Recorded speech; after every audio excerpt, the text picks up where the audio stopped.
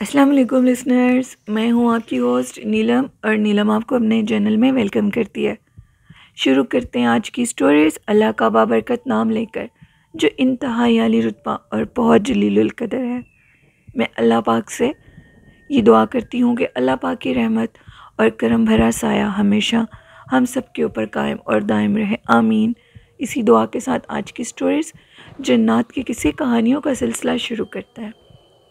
जिसमें मेरा कुछ गला ख़राब है और मुझे फ़ीवर भी है, जिसकी वजह से मैं आपके साथ स्टोरी शेयर नहीं कर सकी। आज की पहली स्टोरी मेरे साथ शेयर किया रुबाब ने। रुबाब कहती है मैं आपके साथ एक स्टोरी शेयर कर रही हूँ और ये स्टोरी मेरे घर की है। रुबाब कहती है कि मैं हारूनाबाद की रहने वाली हूँ। हम लोगों के घर में बहुत ज़्यादा जिन्नात का बसेरा है और वो जो जिन्नात हैं उन्होंने, आपको मैं पहले भी इस चीज़ का ज़िक्र कर चुकी हूँ, मेरी छोटी बेटी के ऊपर उनका बहुत ज़्यादा बुरे असरात हैं। मेरी छोटी बेटी के सर में ऑल टाइम दर्द रहती है, कभी उसकी जिस्म में बहुत ज़्यादा तनाव पैदा हो जाता है, कभी उसको ये महसूस होता है कि उसके सर में जैसे कोई थप्पड़ मारा हो। बहुत से अल्लाह वालों से उसको दम करवाया, लेकिन उसकी तबीयत में कुछ भी सुधार नहीं आता। इस तरह के वाक़यात तो आम थे, लेकिन एक दफ़ा मेरी सबसे बड़ी बेटी जो कि हॉस्टल में रहती है, वो हॉस्टल से वापस आई हुई थी, छुट्टियाँ थीं और वो हम लोगों के पास आई हुई थी। वो बैठी हुई थी तो अचानक से उसको महसूस हुआ कि जैसे कोई उसके हाथ पे अपना हाथ रखता हो। थोड़ी देर के बाद उसको ये महसूस हुआ कि जैसे उसके हाथ के साथ कोई हाथ लगाकर बार बार गुज़र रहा हो। और ये जब तीसरी दफ़ा हुआ तो वो चीखें मारती हुई कमरे से बाहर भाग गई। एक दफ़ा हम लोगों के घर में कुछ गेस्ट आए हुए थे और वो हम लोगों का जो आयरन स्टैंड है जहाँ पर कपड़े प्रेस किए जाते हैं, वो हमने बैक साइड के टेरेस पर रखा हुआ है। तो उधर एक लड़की खड़े होकर कपड़े प्रेस कर रही थी। हमारे घर रिलेटिव आए हुए थे। उस लड़की ने ये देखा कि जो हम लोगों के उधर टेरेस के ऊपर कुछ चीज़ें पड़ी हुई थी, कपड़े थे और कुछ कपड़े हवा में, जैसे कि उसने देखा कि हवा में उड़ने लगे खुद ब खुद। और जो कपड़े हम लोगों ने हैंग किए हुए थे, मतलब धूप में सुखाने के लिए, वो भी कपड़े बहुत तेज़ी से हिल रहे थे, जबकि हवा का कोई नामो निशान नहीं था। वो भी लड़की वहाँ से भागती हुई अंदर रूम में आई।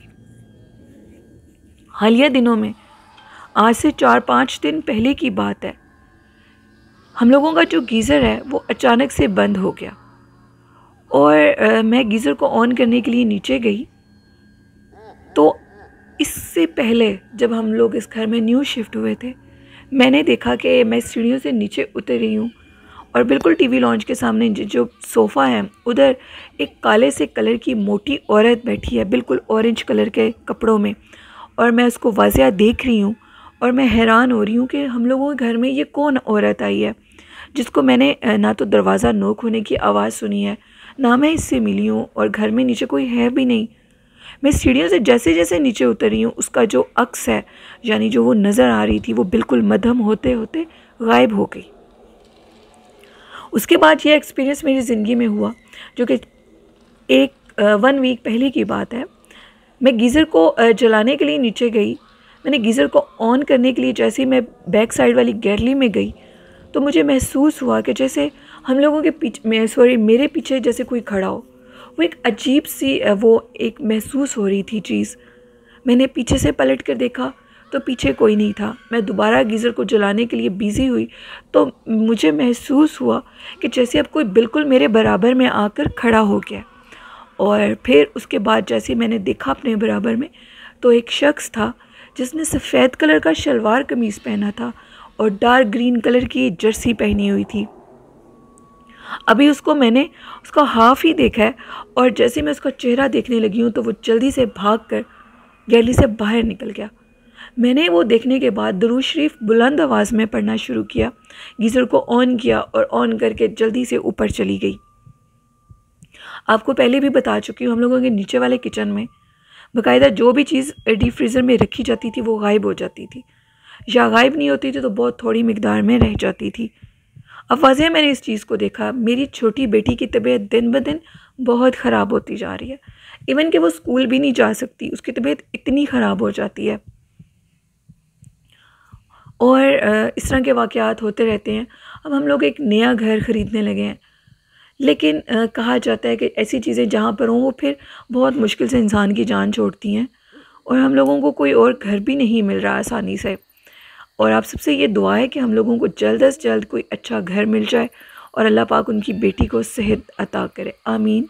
और ये स्टोरी थी रुबाब की, जो उन्होंने मेरे साथ हारूनाबाद से शेयर की। बहुत शुक्रिया रुबाब। अब बढ़ते हैं आज की दूसरी खौफनाक कहानी की तरफ। आज की दूसरी खौफनाक कहानी मेरे साथ वकास ने इंग्लैंड से शेयर की है। वकास कहते हैं कि आज मैं आपके साथ एक स्टोरी शेयर करना चाहता हूँ। स्टोरी कुछ इस तरह है कि हम लोगों के कुछ जानने वाले थे जो कि पंजाब में रहते थे।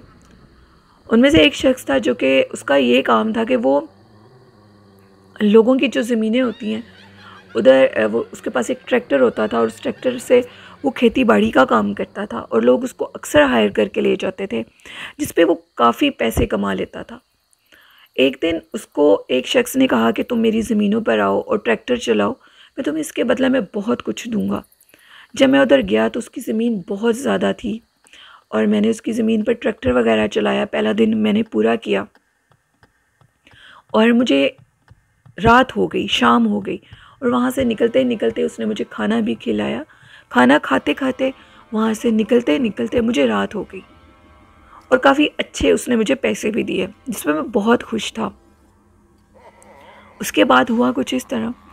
अब मैं जा रहा था अपने घर की तरफ, और मैं आपको ये बता दूं कि हम लोगों का जो गांव का रास्ता है वो काफ़ी लंबा है और सुनसान रोड है बिल्कुल, और सर्दियों का मौसम थे। मैं अब उधर से अपने रोड की तरफ जा रहा हूँ तो अचानक से मुझे एक शख्स ने रोका और ये कहा कि भाई बहुत ज़्यादा सर्दी है और इधर कोई कन्वेंस नहीं है मुझे मेरे घर तक उतारने के लिए। अगर आप मुझे उतार दें तो आपकी बहुत मेहरबानी होगी। शदीद सर्दी की वजह से वकास कहते हैं कि उस शख्स ने कहा कि मैं तुमसे कोई पैसे नहीं लूँगा और मैं तुम्हें तुम्हारे घर उतार आता हूँ। अब वकास कहते हैं कि वो उसको ले गया ट्रैक्टर पर बिठाकर। पहले वो शख्स अच्छी खासी उससे बातें करता रहा। अचानक जब दरमियान रास्ते में आए तो वो शख्स बिल्कुल खामोश हो गया। इवन कि वो जो हम लोगों के रिलेटिव थे वो उससे बात भी कर रहा था वो, लेकिन उसकी किसी बात का आंसर नहीं कर रहा था, खामोश था बिल्कुल। उसने जैसे उसकी तरफ पलट के देखा तो उसने अपना मुंह चादर से ढांप लिया, और जब उसके घर का रास्ता आया जो कि एक बिल्कुल सुनसान बंजर रोड था, वहाँ पर एक पुराना कदीम घर था, गिरा हुआ बिल्कुल। इतना पुराना और कदीम था कि वहाँ पे किसी इंसान के रहने का तसव्वुर नहीं इंसान कर सकता। तो उसने उसको पहले ही कह दिया था कि इस रोड पे जाकर घर आएगा, मुझे उधर उतार देना। तो उस शख्स ने कहा कि तुम्हारा घर आ गया, अब तुम इधर उतर जाओ। तो उसने पीछे से पलट कर देखा तो वो शख्स उधर नहीं था, वो गायब हो चुका था। और अचानक से जब उस शख्स ने देखा तो वही जो उसके ट्रैक्टर के पीछे बैठा हुआ था, वो शख्स उधर से उस घर की छत के ऊपर बैठा हुआ था और ये कह रहा था कि अब इधर से चले जाओ, दोबारा ज़िंदगी में इस तरफ रुख मत करना, और तुम्हारा बहुत शुक्रिया, तुमने मुझे यहाँ तक उतारा। कहते हैं कि मेरे हाथ पाँव फूल चुके थे और मैं इतना डर चुका था, कि बस मुझसे ट्रैक्टर नहीं चल रहा था। पता नहीं कैसे ट्रैक्टर चलाया, कैसे मैं उन रास्तों से गुजरा इतनी तेज़ी से, और मैं अपने घर तक गया। 3-4 दिन वो बीमार रहे। उसके बाद उन्होंने अपने गाँव के लोगों को ये बात बताई, तो उन्होंने कहा कि जिस रास्ते से तुम बता रहे हो इस रास्ते पे तो कोई भी इंसान के रहने का वजूद नहीं है, वहाँ पर जन्नात का बसेरा है जो कि अक्सर लोगों को रात के टाइम तंग करते हैं, और तुम्हारी किस्मत अच्छी थी कि तुम बच गए हो। और फिर उन्होंने कभी भी उस तरफ रुख नहीं किया, वो जल्दी से अपना काम ख़त्म करते हैं और वापस आ जाते हैं। ये एक स्टोरी थी वकास की जो उन्होंने यूके से शेयर की। शुक्रिया वकास अपनी स्टोरी शेयर करने के लिए। तो लिसनर्स, और भी काफ़ी कहानियाँ हैं, स्टोरीज़ हैं, वो मैं आपके साथ इंशाल्लाह अब रेगुलर शेयर करूँगी।